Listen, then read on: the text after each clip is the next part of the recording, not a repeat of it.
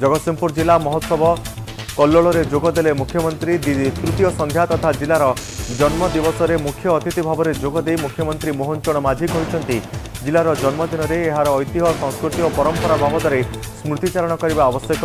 आदिकवि सारला दासकर काव्य संभार और संस्कृति में ए जिला महान। जगतसिंहपुर जिले में मेडिकल कॉलेज पर घोषणा सरी सहित अर्थ मंजूर होईछि।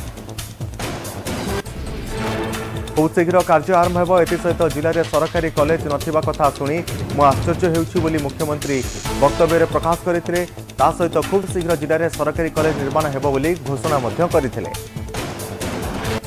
जिलार विकास को आगक नेबाई मु आपण मानक सहित छिड़ा होउछि बोली मुख्यमंत्री कहते। एही जिला को एक नंबर करने आपण मो भितर केवल एक एमओयू हेबा आवश्यक बोली मुख्यमंत्री कहते। आगामी दिन में पारादीप एक बृहत बंदर भित्तिक नगरी हेब।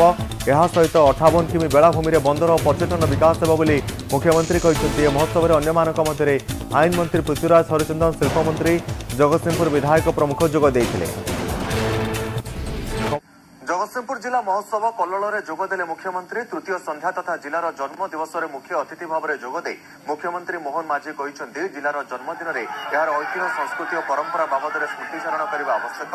आदिकवि सारला दासकर काव्य संभार और संस्कृति में ए जिला महान। तेणु जगतसिंहपुर जिले में मेडिकल कॉलेज पर घोषणा सरिबा सहित अर्थ मंजूर होईछि। खूब शीघ्र कार्य आरंभ हो एसहित जिले में सरकारी कॉलेज नथिबा कथा शुणी आश्चर्य होउछि बोली मुख्यमंत्री वक्तव्य प्रकाश करते। सहित खूब शीघ्र जिले में सरकारी कॉलेज निर्माण हेबो बोली घोषणा करते। सहित जिलावासी चाहिए सारला